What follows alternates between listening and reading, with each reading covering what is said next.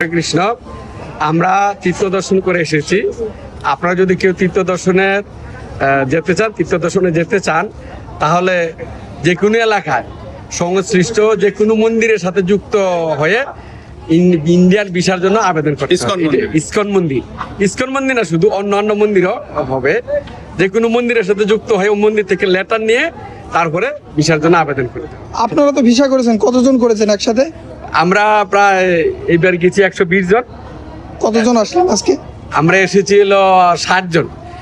আমরা গেছিলাম 100 জন। এর মধ্যে 40 জন তাদের আত্মীয় স্বজনের বাড়িতে বেড়াতে রয়েছে। ঠিক আছে, ভিসা দিয়েছে আমাদের 3 মাসের জন্য। 3 মাসে ভিসা দিয়েছে। একবার সিঙ্গেল এন্ট্রি। হ্যাঁ, তীর্থ ভিসা একবার। মেডিকেল ভিসা আপনাদের মাধ্যমে কি কেউ ভিসা করতে পারবে এমন প্রসেস আছে? যদি সে হিন্দু হয়, যদি হ্যাঁ না, তীর্থ ভিসা তো অবশ্যই হিন্দু সম্প্রদায়ের জন্য। আপনাদের মাধ্যমে কি করতে পারবে? সনাতনী হয় তাহলে ভিসা করতে পারবে। আবার আমাদের হলো আমাদের সাথে যেতে হবে, তাহলে আমরা করতে পারি। তা আপনাদের নাম্বারটা একটু দিয়ে দিন।